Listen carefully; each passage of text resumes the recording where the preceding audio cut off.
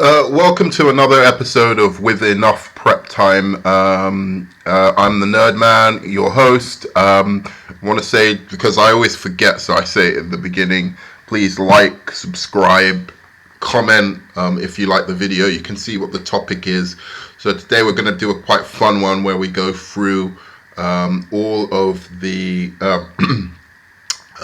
basically, all of the really good DC movies, or sorry, all of the, should I say, watchable DC movies, the ones that are at the very least watchable. So we're not going to be covering films like, so we're going to be ranking all of the DC movies that are kind of watchable, but we're not going to be ranking things like Batman versus Robin. I possibly could rank Batman Forever, because I think it's watchable. Two guilty pleasures of mine are Batman Forever and also Supergirl. So, but I'm not gonna rank them because most people just haven't watched them, haven't seen them, so it's going to be less interesting. So I'm just going to try and do a quick video ranking all of those, but I'm going to do it as a response to a YouTuber that I really respect, I highly like. I know a lot of people have a bit of a problem with her, and that's Grace Randolph from Beyond the Trailer, but I've always enjoyed her content. I like what she does about like the behind the scenes with studios and what they're doing, but I do think that sometimes she's a bit hyperbolic, makes up certain stories, or perhaps gets it from a suspect source but runs with it anyway. Like the Wonder Woman 1984 was a Flashpoint movie. That was one of her videos that she did, and of course it was great clickbait. I clicked on it immediately as I was like, that's complete rubbish. I didn't believe her, but so some people have a kind of issue with her on that, but I think pretty much every YouTube channel does that. So if you do have a problem with her, just try and enjoy me responding first of all to her list.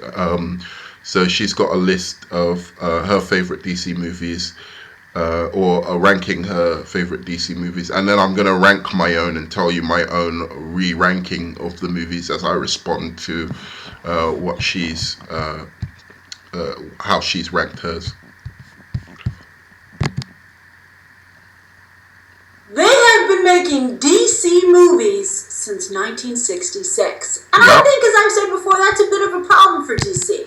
Marvel started in 2008, and they've just kept going ever since. They have a very consistent version of their characters. Oh yeah, let me skip ahead to where more people are familiar she with actually characters, talks about different variations of the characters, and so therefore it's harder to get everybody on the same page. Oh, I do agree with this. Now, the MCU has with her 23 movies that are all part Marvel. of a finite group, so it's easy to rank every single one of them. But you just... It's actually true. I was going to say that I actually really agree with her on this point, which is that Marvel has a much easier time adapting its source material because there aren't assholes like me who think they're Superman experts and are like, no, that's not Superman, that's not Batman, Batman doesn't kill, so because their characters don't have that kind of history or kind of cultural impact or importance. And I think it's because their characters don't really represent anything, because Superman represents something and means something to people, whereas I think Iron Man, people just think he's cool, I don't think he represents much to people beyond, oh, he's cool, what he can do, and he's funny, and that's fine. But like when it comes to especially the DC Trinity, that they really represent, they have a meaning to people that is really significant. Anyway, so let me just go right ahead and get into her list so I don't get distracted. And then also when he's flying through the streets of Metropolis, he ran away with the movie because Brian Singer and thoughts. Alright, so we're going to start with Superman Returns. Kind of too big of a deal movie not to make the list, not to make the cut. And also, of course, I do think it has some redeeming qualities. So this is the biggest problem with Superman Returns. This is the last one on her list, I'm guessing. So she's ranking Superman Returns last on the list. Which we could all tell from the moment the poster and the trailers came out, was that it was just too loyal to Richard Donner. It wasn't enough of its own thing. And to make matters even worse, Kevin Spacey ran away with the movie because Bryan Singer let him. There are some weird photos of them on set together. It doesn't seem like a professional relationship with boundaries. It's like, is everyone doing their job on this set? And the answer was no. And of course, Kevin Spacey and Bryan Singer went on to become two very problematic individuals. It was Kevin Spacey's idea to cast Kate Bosworth, which was a horrible idea. That was horrible casting. Bryan Singer never should have listened to it, but horrible he did. Casting for Lois But Lane. as I said, this movie does have some redeeming qualities. I think Brandon Routh, even though he was cast because he looks like Christopher Reeve, did do a nice job as Superman. And I think the film has some very interesting action sequences. Two, the plane situation, and then also when he's flying through the streets of Metropolis, outside the Daily Planet building, and he heat visions all the falling glass. I mean, that stuff was cool. I mean, that was the first time that I saw a movie where I felt Superman was not confined in what he could do on screen by the limitations of visual effects, right? I mean, the movie wasn't as good as the one it was copying, but I think visual effects-wise, the character had been freed up, and that was really fun to see. Okay, so I've only listened to up to this part at this point in the, so the rest I'm going to be responding to just from live for you. So not live, but actually I'm just responding to what I'm hearing for the first time. So Superman Returns being so low, I personally think that's a little bit harsh. At the very least, of the movies of DC's that are watchable, I think it has far more redeeming qualities and better acting than some of the rest of them. So, and I think it is a little bit underrated as a movie. I think some of the parts of the movie, if you forget that Superman doesn't have a fight in it and you just accept that, there are some charming bits to that movie. Let's move on to the next one. Next up, Batman Begins. Yeah, whoa, early movie. Whoa, DJ. What? Wait a second. I had to rewind. Did she just say Batman Begins? Heat visions all the falling glass. I mean, that stuff was cool. I mean, that was the first time that I saw a movie where I felt Superman was not confined in what he could do. It's from the least to the highest, limitations right? of visual effects, right? I mean, the movie wasn't as good as the one it was copying, but I think visual effects-wise, the character had been freed up, and that was really fun to see. She's ranking from worst to best. Batman Begins. Yeah, both these early. Whoa! I know some. Whoa! Oh! Coming in hard. Batman Begins. Is she trolling? Is she gonna joke? Is she gonna say it's not true? All right, let's hear what she has to say. You love this movie, by the way, but I just am not a fan. It's too small, in my opinion. It's too small. It whitewashed Ra's al Ghul, which you could not do today, and I feel you shouldn't have done back then. Ra's al Ghul is a fabulous character, and the "oh my god, it's Liam Neeson" reveal isn't enough to do that to the character. It bothers me to this day. But at least, unlike Superman Returns, this was, Christopher Nolan was starting a journey that would go, at least momentarily, in a very good direction. Because... Alright. So what do I have to say about this? Batman Begins, as you'll see on my list, I'm not going to tell you where I'd rank it, as of yet, but spoilers, it's going to be much, much later than on her list. I love Batman Begins. I'm going to talk more about it when I'm doing my own list. But that is low. That is way low for Batman Begins. Batman Begins does not get enough love at all and respect at all. And this just proves it. And that just, so I don't forget, Liam Neeson is fire in that movie. And so is the guy who plays Scarecrow. Both of them are really good. And I'll tell you the one complaint I have, just in case I forget when I'm talking about it later with Batman Begins, is that they didn't make more of Cillian Murphy as Scarecrow. He should have been the main antagonist in that movie. So they should have had Ra's al Ghul come at the end, fair enough.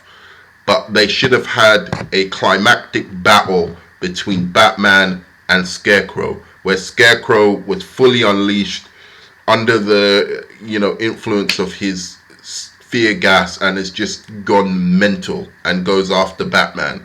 That should have happened in that movie, and it doesn't matter if what's her name, Rachel, had have saved Batman in the end from that. That would have been still fine, because everyone complains that Rachel takes out the Scarecrow, but then they say, oh, we don't like damsels in distress, so it doesn't really make sense. I thought it was nice that somebody from the city took out the Scarecrow. Sorry, spoilers, huge spoilers for all these movies ahead. Sorry, huge spoilers, but it was good because it was the city, like a representation of the city overcoming fear, and fear was the big theme of that movie. So wow, okay, Batman Begins right at the beginning. All right.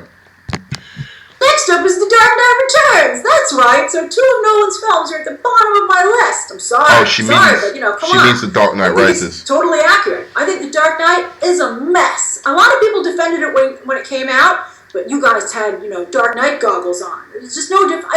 No one defends that movie today, by the way, because it's indefensible. I mean, it's 2 movies in one. Nolan couldn't wait to get out of there. He only made it because Warner Brothers said, well, you can make Inception if you make a sequel to The Dark Knight. So he was like, okay. So he made this movie. He crammed way too many characters in it who had to have origins, because it was the first time they were showing up. Bane, Catwoman, Robin, Talia al Ghul, who was also whitewashed, by the way. And, I have to say, the casting was good on Bane, Catwoman, and Robin, but there wasn't enough room to do anything with them. And then also they threw No Man's Land in there, and there just isn't enough space. As I said, if that had been 2, maybe even 3 movies, it could have maybe been as good as The Dark Knight. So to see the promise of The Dark Knight flush down the toilet, oh, that's bad. It's a very bad movie. Although it gave us a lot of really funny things about Tom Hardy wearing a mask, right? I mean, the Bane and the Harley Quinn animated series right now is fantastic, and that, of course, is a riff on Bane here. Next up, I'm going to say something. I'm so glad that recently I watched Man of Steel and Dark Knight Rises again. Because in some ways I agree with her, but I used to hate this movie. And I bet you if she watched it again more recently, she'd have a new appreciation for that film. Because I was so caught in my own desire for what I wanted The Dark Knight Rises to be, and how I wanted the Riddler as the villain and all of this kind of stuff. And to this day, I still would have thought it would have been a better ending to have the Riddler and maybe even the Riddler and Bane, or Riddler and something, and Killer Croc or something like that as the main villains of the last movie, and somehow do a realistic take on Killer Croc, like a physical threat, and a realistic take on the Riddler. I think that would have been far, far more interesting. But at the same time, I went in with a lot of my own ideas of what the movie should be, and I have to watch it one more time.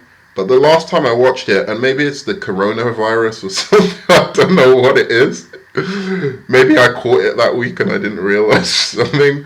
But I really liked it the last time I watched The Dark Knight Rises. And I think that I did an extreme disservice, because I hated it so much the first time I watched it that I never saw it again. I thought it was one of those Batman and Robin movies. Like, I have not seen Batman and Robin since 1996 or whenever it came out. I just have never ever got, and I've pretty much watched every superhero movie. Like, a superhero movie has to be so bad for me not to watch it more than once. And I had Dark Knight Rises in that category of I'm not even going to watch it. I used to think it was worse than even Man of Steel, which it isn't. But it does have a few plot contrivances and holes that I didn't like, which maybe I'll talk to you about. I'm gonna have to do another video. I'll finish listening to her list, and then I'll do another video with my list and why. Okay, there we go.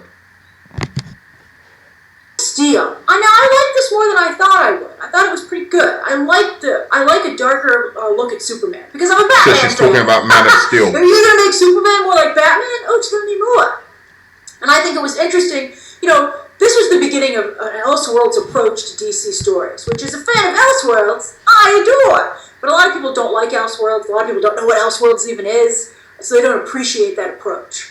But here, Zack Snyder reimagined Clark Kent as someone who had less humanity, when that, of course, has always been what's defined the character, but had less humanity and very much felt like an outsider on Earth, an alien, a strange visitor. I thought it was cool, but a lot of people didn't.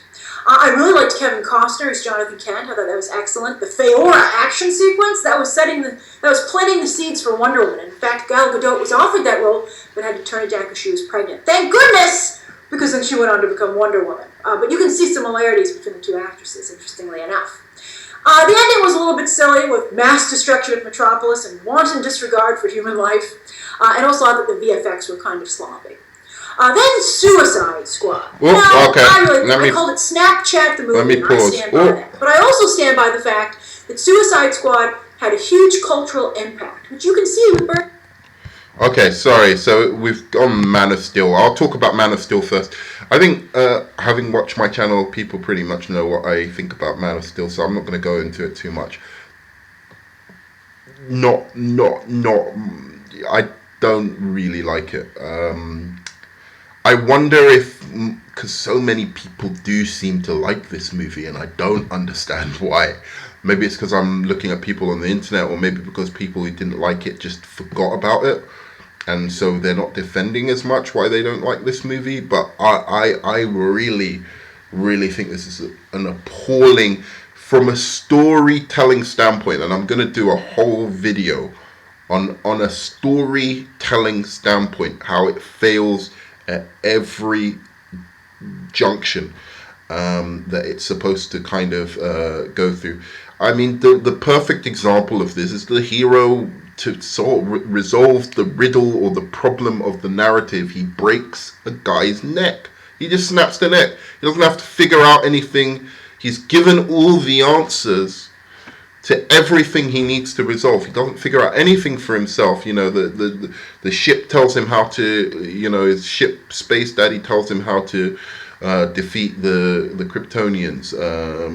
It's just, there's nothing, like, it's just a bad, flat story where the hero is very, very, it's possibly the most passive hero in a film I've ever seen. Even amongst reluctant heroes, I cannot think of a hero who is just more passive. Even like, say, Incredible Hulk, which is Edward Norton's Incredible Hulk, where they took a lot of his dialogue out of the movie. He was still after something. He was still active, searching for something, trying to resolve the problem himself. And the Incredible Hulk, someone with no brain whatsoever, still had the ability to think his way out of resolving the problem of the final fight with the boss. So, yeah, I'm not. To me, Man of Steel, I just don't like it. And then she started talking about Suicide Squad. So let's listen to the rest of what she has to say about Suicide Squad. Birds of Prey today. We'll get to Birds of Prey momentarily. But people really sparked to this film. People were Man of Steel was ranked at the right place. Some people liked it, but I'd say the majority of people obviously were disappointed. This was one of the first instances of where's a large chunk of the movie that was in the trailers that you didn't put in the final cut. And I loved David Ayer, as I've said before. I loved his idea of transitioning Batman villains from the mob archetype to gangs, which are, of course, modern criminals. I thought that was a long overdue overhaul. So I thought that was a very clever idea. And you can see that was clever as not only the impact of Suicide Squad from gangsters to culture, hoods, but also in the comics. A lot of especially with Harley Quinn, that redefined the character across the board. And I think it's been, for the most part, very positive. I love the new Harley Quinn animated series. Jared Leto's Joker, as I said, I think David Ayer didn't give Jared Leto the support system he needs. He's clearly not an actor who can improvise, but I think there were moments of, glimmers of real genius there, and we all wanted to see more of that performance, which unfortunately most of it didn't make the film. As I said, I do like Margot Robbie's Harley Quinn quite a bit, as does everybody. And I thought, a lot of the characters people sparked to. The movie was a mess. It was just a mess. But there was a lot of potential there, which is why people are still interested in those characters, why you have Birds of Prey, and why you have a new Suicide Squad movie coming out. It's a great idea to have this band of criminals forced to work together to do maybe something that might, take some time off their sentence and maybe save a little bit of their soul. That's great. That's great. And I'm hoping that James Gunn can be the one who realizes that potential more so than David Ayer did.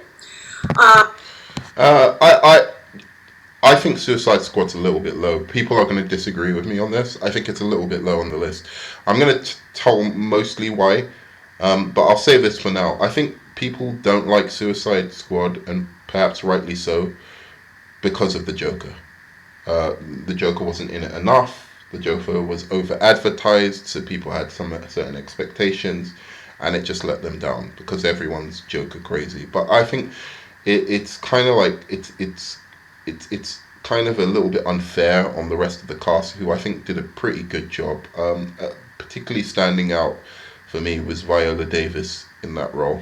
As Amanda Waller, I thought she was really, really good. And then Will Smith and the rest of the cast were really fun to watch. Only problem is, it didn't really have a story. And perhaps if they had have just, because I like the tone, I like the fact that they changed them to hoods rather than gangsters. And I think perhaps if they had have just had Joker not in it at all and only turned up in a tease at the end, it would have been so much better. So just a tease of, Harley hears, and then it says, and then one of the guards comes in and says, "Joker's broken into, Bel Rev," and then that would have been the end of the movie, and just not advertise Joker at all. It would have been so much better, I think, received. But the fact they had Joker in it, and he was bad, it was just a wrap for that movie. You got it going, though. He got the ball rolling. Next up, Justice League. I thought it was very cool to see the team assemble. I thought that was neat. And I thought there were some good moments in that movie. I loved, for instance, Superman versus the League. That was really cool. Henry Cavill's Superman is obviously the best whenever he gets to do Dark Superman, which is why we would love to maybe see him do the Injustice storyline or Superman Red Sun. I mean, that's where I think Zack Snyder's interpretation of Superman really shines. But again, it's a mess. Agreed. It's a mess of a movie. It's a mess. Because, of the drama behind the scenes, which is really quite tragic. Then, Birds of Prey. Like Suicide Squad, huge cult. Yeah, Justice League, you're going to see where I rank Justice League. But, there's a lot of problems I have with Justice League, and I might go on a little bit of a rant when I discuss it later. So I'll leave Justice League for later on. Cultural impact, and you have to again give credit to David Ayer for that. I said in my review I was surprised how Birds of Prey was to him, and she paid the price with the lowest opening ever for a DC movie. It was bad. It was bad, but we'll see if it gets a little bit of emergency relief, let's say, from awards season, because I think there are a lot of people. Not a lot of people, but there's a group of people who really defend that movie and are looking out for it, and I think they might try and reach back and help it out a bit. And it had some good action scenes, by the way. Speaking of helping it out a little bit, Chad Stahelski came in, they did some reshoots, added some action. I love the police station raid. There just isn't enough action in the movie. It's too small in scope. I think when you look at it, it really does feel like a TV series or movie, and that's, of course, where it's done the best. I think that it's incredibly inaccurate to the comics. Margot Robbie took these characters and did with them what she wanted to do with them. So the result is like something that's the opposite of fan service, but then created a whole new group of fans. So again, you have fractured fandom, which I told you is a huge problem for DC. But it does have nice moments, and I think it has a fabulous cast that rises above a lot of the problems. Cast is terrible. Cast is terrible in that movie. I think the Birds of Prey is probably ranked about right with her.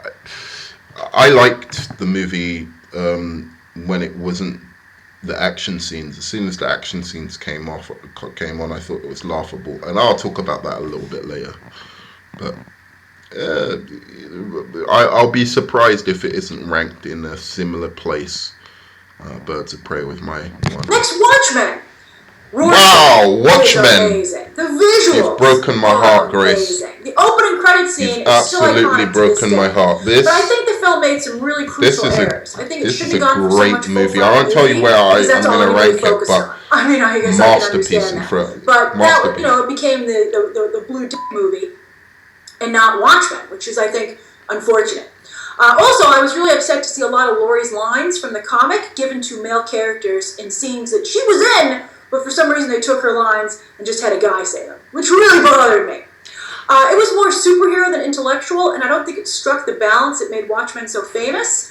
But the TV series that just came out definitely TV series is good. I think that's why I love that TV series so of much. Watchmen. But Watchmen the movie did get a lot right, and I think helped shine a light on intellectual comic book movies, and set the stage for what would later come with Nolan.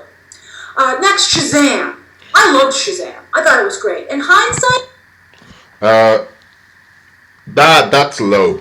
I mean, I know she likes the movie, so I guess, but that should be way higher. Watchmen is really good, and that's why I really like Zack Snyder. I will always say, get him graphic novels to just adapt. Just get graphic novels that are dark and dreary and have an edge to it, and just get him to adapt them. Right? You can add a few other things as long as you can overlook, make sure nothing's too offensive to the characters, and then just let him have his way, like Superman, Red Sun, but leave other people to do the main continuity. Who would be two really good people to just take over? Just get someone like Patty Jenkins to oversee all the light characters, and get somebody else to oversee all the dark characters. That's, I think, because I think you'd have a much more, get, the guy who did Joker to oversee like the dark universe. The darker films, the more serious films of DC, and then characters who are more lighter and in the light-hearted spectrum, you can have them on the other side, and I think you'd have a really good DC universe.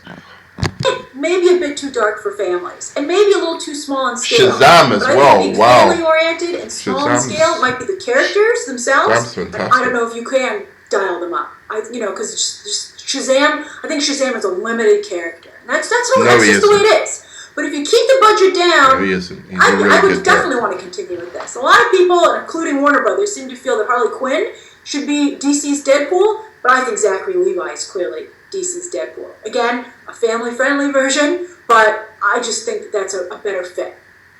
Especially if you have the meta commentary through Jack Dylan Grazer's character. All right, so Superman, the classic Christopher Reeve, Richard Donner line. It's iconic. I think it's really great. Margot Kidder was a fabulous Lois Lane. Terry Hatcher's still my favorite. I'm going to respond to Shazam and Superman at the same time. Performance, the more I see the film. And it just has a classic quality to it, which is made, I think, even more cool when you have films like Wonder Woman doing homages to it. That just, makes it even cooler. Then, Tim Burton's Batman. I appreciate, this is another performance I appreciate more the more I see it. Jack Nicholson, talk about a mob. So Shazam and Superman are way too low. Way too low. Superman's classic, Shazam's really good. Shazam is not a limited character. I think I'll talk about my problems with Shazam when I speak about my own list. But I'd say one thing about Shazam is that I do think, much like Jesse Eisenberg, even though I like Jesse Eisenberg and I like everyone in Shazam, I think it was very, very dreadfully cast. It was miscast. It was just miscast. You needed a star. You needed somebody who, apart from Mark Strong, I'll talk about my problems with the casting of Billy Batson as well, like later when I'm talking about my list. But there wasn't anywhere near enough star power behind that movie, and I think it hurt it in the box office. And as for Superman, absolute classic. I don't know what else to say. I love that movie. approach to the Batman Rogues Gallery, that's exactly what Jack Nicholson did. Batman. Now, I think a lot of us feel that Jack Nicholson would have been a better Joker earlier on in his career, and when he finally did get to play when the opportunity came to play the character, maybe he aged out of it a little bit. But I still think he does a really great job. Again, especially once you get past that and you stop wishing that you could have the younger version of Jack Nicholson. The one that has the more wiry frame that fits with the way the Joker is supposed to look. But I do like these different versions of the Joker. It just shows what a cool character he is, that he's still viable in each incarnation.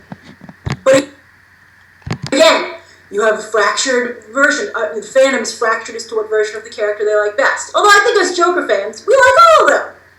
I don't know if... Yeah, I actually maybe agree with her ranking of Batman here. I'll see where it goes, but I'm going to make this into a part 1 and then respond to the rest afterwards. But thanks very much for listening. Remember, like, subscribe, comment, and remember, I'm going to be doing the part 2, then I'm going to be doing my own list later of what I think are DC's top ranking DC's top 18, I think it's 18 or 19 movies. Okay, good. Thanks very much, and like, subscribe, comment.